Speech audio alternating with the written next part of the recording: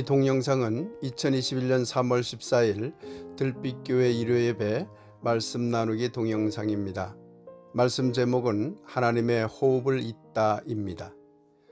그리고 2021년 3월 14일은 청년주일입니다. 그래서 조은월 청년회장이 예배를 인도하였고 다른 순서들도 청년들이 맡았습니다.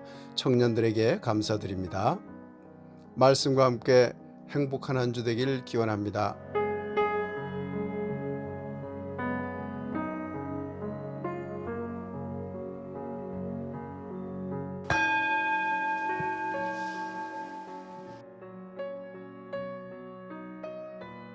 말씀 읽기를 다 함께 하겠습니다.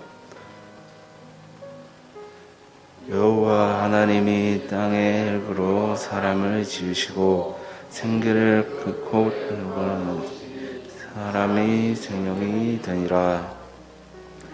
내 생각에는 이 세 사람 중에 누가 강도 만난 자의 이웃이 되겠느냐. 말씀을 받겠습니다. 아멘.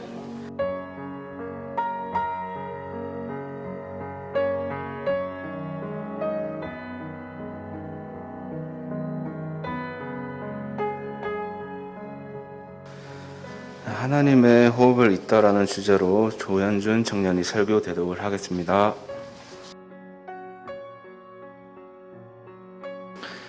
안녕하십니까. 조현준 청년입니다. 반갑습니다. 오늘은 청년주일입니다. 올해 한국기독교장로회 청년회 표어와 성서 본문을 가지고 조용배 목사님이 작성한 설교문을 대독해 드리겠습니다. 설교 제목은 기장 청년회 표어 그대로 하나님의 호흡을 잇다입니다. 이 표어는 하나님의 호흡, 곧 생명성을 되살리려는 의미가 표현되어 있는 것 같습니다. 그러나 지난해부터 우리는 생명성의 활성화와는 반대로 코로나19 대유행을 겪으면서 생명성의 위축을 느끼고 있습니다. 코로나19는 사람들을 온몸으로 자유롭게 만날 수 없도록 만들고 있습니다. 또한 코로나19는 우리의 실존적인 문제인 불안을 다시금 직면하게 하였습니다. 삶 그 자체가 불안의 연속이지만 코로나19는 우리의 미래를 더욱 불확실하게 만들었습니다. 그 중에서도 실존적 불안을 가장 강하게 느끼고 있는 세대가 바로 청년들이 아닐까 합니다. 경제적인 불안은 물론이려니와 미래에 대한 희망이 점점 사라지는 환경 속에 청년들은 놓여 있습니다. 이른바 코로나 블루라는 새로운 사회적 질병이 퍼져가고 있었고 그에 따라 특히 청년층에서 자해와 우울증과 자살률이 늘어나고 있다고 합니다. 어쩌면 청년들에게 있어서 미래지향적인 생명성의 약동이 점점 사그라들지는 것이 아닌가 걱정됩니다. 이번 코로나19 대유행으로 인하여 그동안 누적되어 온 내적인 병폐를 적나라하게 드러낸 집단이 있다면 그것은 바로 개신교 집단일 것입니다. 그래서 이제는 개신교에 대해 사회적으로 해악을 끼치는 종교, 다른 사람들에게 피해를 주는 부도덕하며 비사회적인 집단이라는 인식이 한국 사회에 널리 퍼지게 되었습니다. 이런 상황에서 개신교를 믿는 청년들은 더욱 답답한 상황으로 빠져들 수밖에 없는 처지에 놓이게 되었습니다. 역사적으로 보면 사회적인 어려움이 닥치면 개신교를 포함한 여러 종교가 그 어려움을 극복하는 데 일정한 역할을 하며 사회 구성원들에게 큰 희망이 되었습니다. 그런데 지금의 한국 개신교는 특히 보수 근본주의 개신교는 그 정반대가 되고 말았습니다. 코로나19라는 전 세계적인 어려움이 우리 앞에 닥쳤는데 개신교가 그 어려움을 이겨낼 수 있도록 개신교 신자들 뿐만 아니라 모든 사회 구성원들에게 생명성의 활력을 불러일으키는 활동을 하였다면 얼마나 좋았을까요? 안타깝게도 한국의 보수 근본주의 개신교는 정반대로 사회적 기반을 도리어 파괴하는 매우 이기적인 행태를 보여왔습니다. 이런 사실을 언론을 통하여 다양한 인터넷 매체를 통하여 들여다보고 있는 청년들은, 특히 개신교 청년들은 청춘으로서의 불안을 넘어서서 개신교 청년으로서의 부끄러움과 자괴감에 빠져들고 있을 것만 같습니다. 오늘 본문인 창세기 2장 이야기로 들어가 보도록 합시다. 하나님은 생명이 없는 황폐한 땅에 생명의 기운을 불어넣었습니다. 그리고 척박한 땅에 흙을 재료로 사람의 형상을 지으시고 그 코에 생기를 불어넣어 사람을 만들었다고 합니다. 물론 이 이야기는 과학적인 사실이 아니라 고대 유대 사람들이 인간 창조에 대해 생각한 설화, 곧 전해 내려오는 옛날 이야기입니다. 그러나 우리는 이 이야기를 통해서 인간뿐만 아니라 모든 존재들의 생명의 소중함을 배울 수 있습니다. 이 설화에 따르면 생명 그 자체를 전혀 품지 못하던 거친 땅도 하늘의 생기를 받아 다양한 생명들을 낳았습니다. 사람도 그 중에 하나입니다. 하늘의 생기를 받았다고 하는 것은 드디어 호흡을 하게 되었다는 뜻입니다.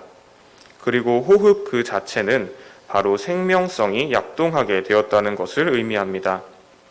그렇게 생명성이 약동하며 에덴 동산을 거닐었다는 옛날 이야기인 것입니다. 이 이야기에 의하면 하나님은 우리 인간에게 호흡할 권리와 좋은 공간에서 살아갈 권리를 주신 것입니다.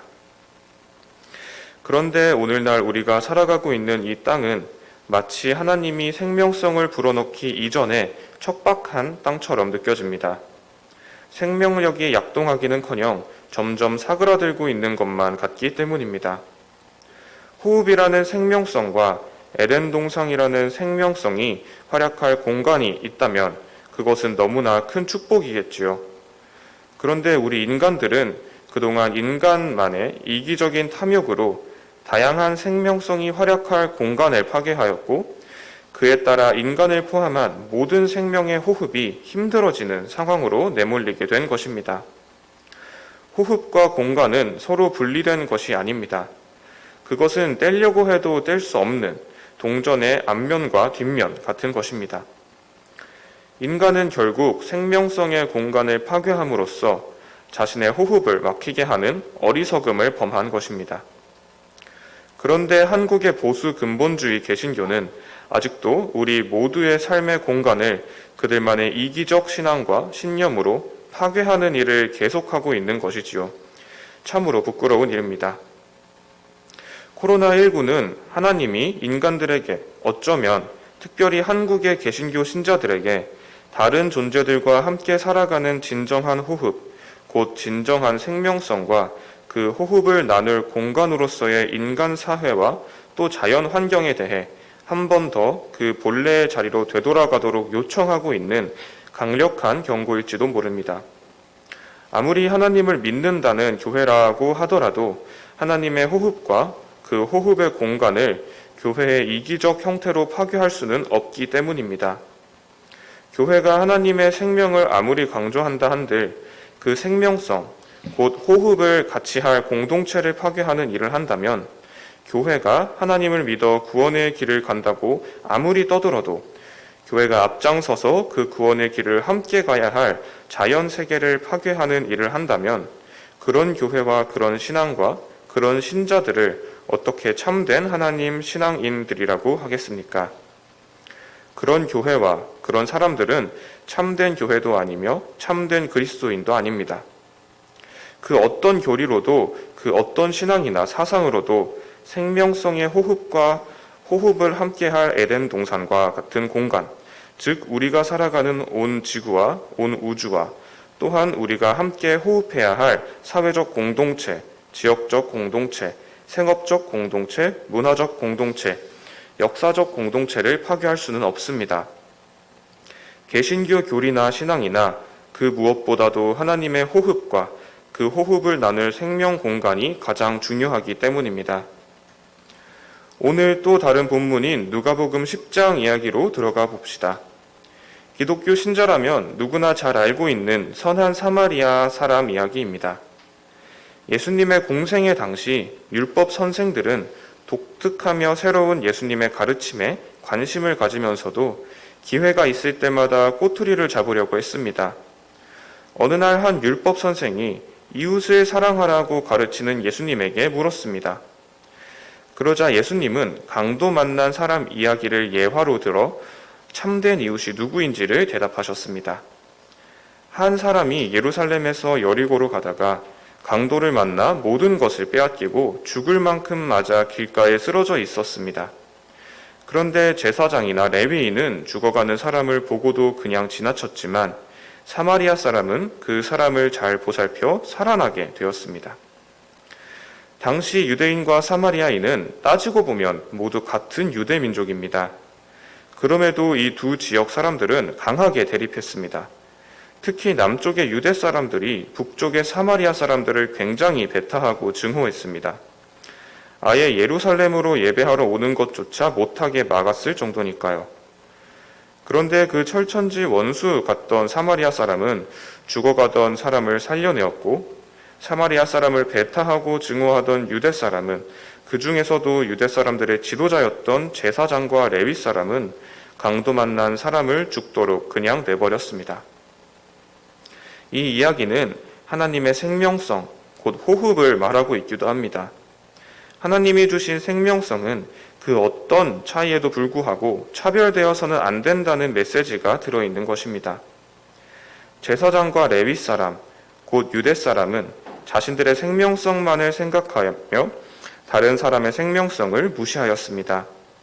그러나 사마리아 사람은 자신과 다른 유대 사람일지라도 생명성을 동등하게 보았습니다. 오늘의 주제에 비추어 보면 누가 하나님의 호흡을 잇는 사람이겠습니까? 당연히 사마리아 사람이지요. 사랑하는 청년 여러분, 그리고 교우 여러분, 우리는 누구처럼 살아야 하겠습니까? 신앙적 교리와 예전적인 전통을 생명성보다 더 중요하게 여긴 제사장과 레위 사람처럼 살아야 할까요? 아니면 그 어떤 교리나 종교보다도 하나님의 호흡을 잇기 위해 생명성을 가장 우선하는 사마리아 사람처럼 살아야 할까요? 답은 너무나 간단합니다. 그 무엇보다도 생명성, 곧 하나님의 호흡을 가장 중시하는 삶을 살아야 하겠지요. 사마리아 사람처럼 말입니다. 지금 온 지구는 하나님의 호흡이 점점 끊기고 있습니다. 우리의 생명성이 점점 사그라들고 있다는 말입니다. 그 하나님의 호흡을 누가 끊고 있습니까? 바로 인간이 그 호흡을 끊고 있는 것입니다. 인간의 여러 탐욕이 모든 생명체의 호흡 그 자체를 옥죄고 있고 그 생명체들이 호흡해야 할 공간을 옥죄고 있습니다. 더군다나 놀랍게도 스스로 하나님을 가장 잘 믿는다는 개신교 신자들이, 특히 한국이나 미국의 보수 근본주의 개신교 신자들이 하나님의 호흡을 막고 파괴하는 일에 앞장서고 있으니 이 노릇을 어떻게 하면 좋을까요? 그저 하나님 우리의 생명성을 되살려 주세요, 우리를 구하여 주소서 하고 외치면서 기도만 하면 될까요? 이제는 이런 의타적인 신앙에서 벗어나야 합니다. 하나님이 모든 존재들에게 생기를 불어넣어 호흡할 수 있도록 해주신 것은 그 호흡을 스스로 하라고 한 것이지 다른 힘을 빌어 호흡하라고 하신 것이 아닙니다. 그 다른 힘이 하나님이라고 할지라도 말입니다. 우리 스스로 호흡을 이어가야 합니다. 이것이 하나님이 우리에게 호흡을 주신 진정한 뜻입니다. 스스로 호흡하지 못한다면 사실상 죽은 것과 같습니다. 그러니 우리는 우리 스스로 호흡을 하기 위해 부단히 애써야 합니다. 사랑하는 청년 여러분, 코로나19로 인하여 여러분의 생명성이 위축되고 여러분의 미래가 불안하다고 느낄 때, 다시 말하면 여러분이 무엇인가 답답하여 숨이 막히는 것처럼 느껴질 때, 바로 그때 하나님의 호흡을 생각하시기 바랍니다. 하나님의 호흡은 기독교 신자에게만 주어진 축복이나 전유물이 아닙니다. 하나님의 호흡은 이 세상 모든 존재들에게 똑같이 주어진 동등한 축복입니다. 하나님의 호흡은 인간의 생명성에만 제한되는 것이 아닙니다. 하나님의 호흡은 인간의 호흡을 위해 자연의 호흡이 필요하며 자연의 호흡을 위해 인간의 호흡이 또한 필요한 모든 존재들이 서로 깊이 연결되어 있는 공간의식과 공동체의식으로 나타나는 호흡입니다. 사랑하는 청년 여러분, 하나님의 호흡은 하나님에 의해서 좌지우지되는 일방적인 호흡이 아닙니다. 하나님의 호흡은 그 호흡을 하는 모든 생명체 스스로, 특히 인간 스스로 계속하여 그 호흡을 이어가도록 우리에게 일임된 주체적이고도 능동적인 호흡입니다. 이 하나님의 호흡을 이제 이어나갑시다. 어쩌면 기독교, 특히 개신교가 지금껏 막아서고 파괴하여 온 하나님의 호흡을 우리 스스로 크게 돌이켜 하나님의 호흡을 잇는 일에 앞장서야 할 것입니다.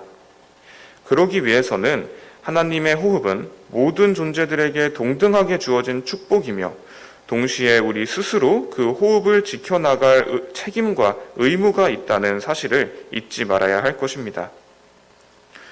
요즘 호잇이라는 말을 청년들이 많이 사용하고 있습니다.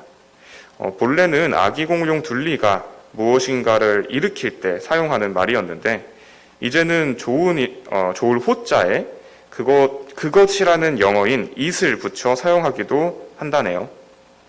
그것이 좋아라는 뜻이 되면서 무엇인가를 좋아하거나 서로 소통하려고 할 때 이 말을 쓴다고 합니다. 사랑하는 청년 여러분, 여러분의 미래를 위하여 그 무엇보다도 호잇을 호잇합시다. 하나님의 호흡 잇기로서의 호잇을 그 일이 너무 정말 좋다는 뜻으로 호잇하자는 말입니다. 청년 여러분과 교우 여러분, 그리고 이 말씀에 함께하는 이웃 여러분들이 생명의 봄을 맞아 하나님의 호흡을 자꾸 되살려내는 축복의 삶을 살게 되길 태초부터 지금까지 항상 호흡 잇기를 원하시는 하나님의 이름으로 간절히 축원드립니다. 아멘.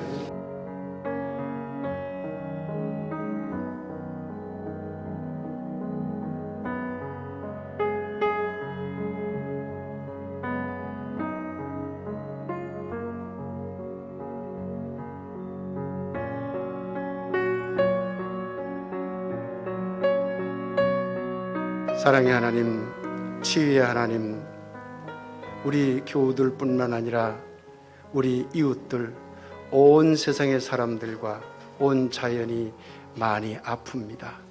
이것저것 병들어 있습니다. 또한 우리의 마음이 아프고 우리의 영혼이 아픕니다.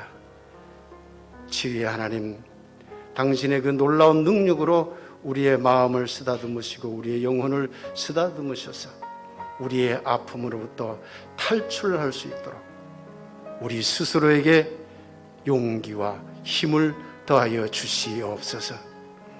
사랑의 아버지 하나님, 또한 우리 인간의 행복과 인간의 건강만을 생각하지 말게 하옵시고 특별히 우리 들빛교회 교우들, 우리와 함께 호흡하고 함께 호흡할 공간으로서 존재하는 모든 자연세계의 아픔을 함께 느끼며 치유하는 데 앞장서는 우리 교우들이 될 수 있도록 축복하여 주시옵소서.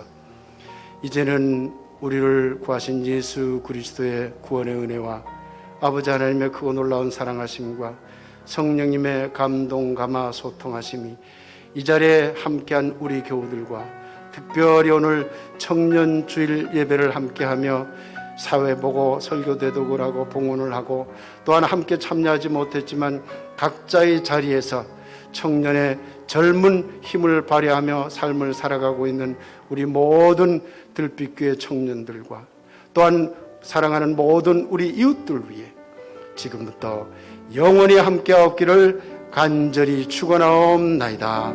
아멘.